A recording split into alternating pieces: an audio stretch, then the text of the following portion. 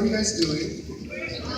You're awesome. Okay, so this is my second talk at your school, and this is the last actual formal talk. So I'm excited to be talking to you. I wanted to say before we even start, it's great to be welcomed by you guys. It's not easy to listen to somebody talk for 45 straight minutes, so I just want to thank you in advance for your attention.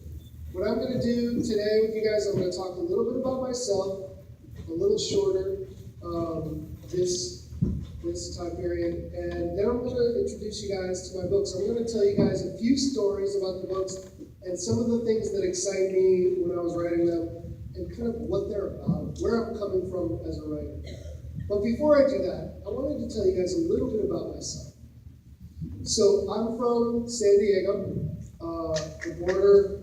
Wow, San Diego got a hand in Washington. I like it.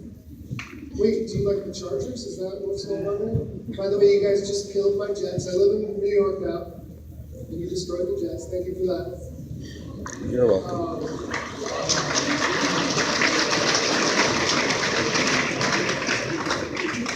So, the fact that I'm standing in front of you guys as an author is kind of an unlikely story because when I was your age, I was a reluctant reader.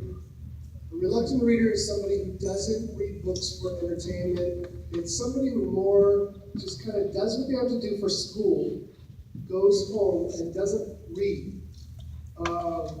Some of you might be reluctant readers, but here's the thing.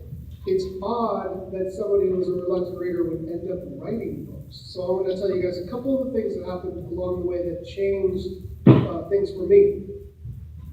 But when I tell people I was a reluctant reader, I think it's also important to say it's not that I didn't like books when I was your age. It's more that I wasn't exposed to them, and there are a couple of reasons why. So where I grew up, it's a place called National City. National City is right on the Mexican border. We used to joke that we could step out of our apartments, throw a rock, and hit the border. That's how close we were. I was born in National City, but my dad was the first in his family to be born in San Diego. His parents were both born in Mexico. They were born in Tijuana. So I'm a mixed person. My dad's Mexican, and my mom is white. And so a lot of what I write about is what it's like to grow up mixed. I don't know if you guys are aware of this, but mixed kids are the highest growing demographic in the country. And it's interesting to me how people, on the side note, it's interesting the way people have perceived their mixed heritage today as opposed to 10 years ago when I first started going to high schools. I remember I was somewhere and I said, who in here is mixed? And there was only about 100 kids, and I said, who in here is mixed?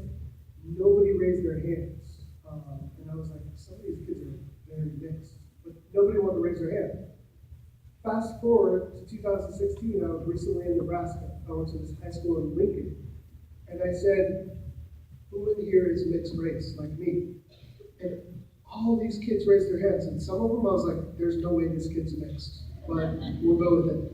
But the point is, I think people are starting to own their mixed identity. And at this high school, they even had a group on campus called Team Hybrid. And this one kid stood up and showed me his sweatshirt that said Team Hybrid.